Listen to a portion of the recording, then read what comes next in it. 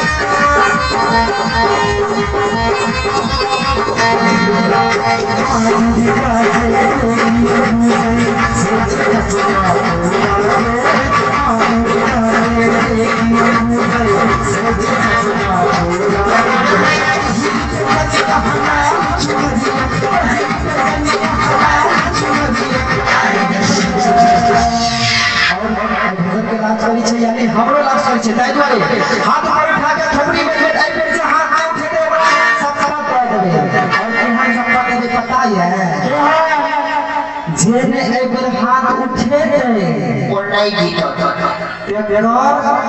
तेरा सातों विज्ञान ठीक है लेकिन एक बार भजन के लास्ट में के हाथ ऊपर उठा के थोड़ी बोलिए और जाके भैया की और जाके भैया पूरी नाच ভাবে গছিয়া গে আমারে ঘর দিয়ে মাইয়া আমারে ঘর দিয়ে মাইয়া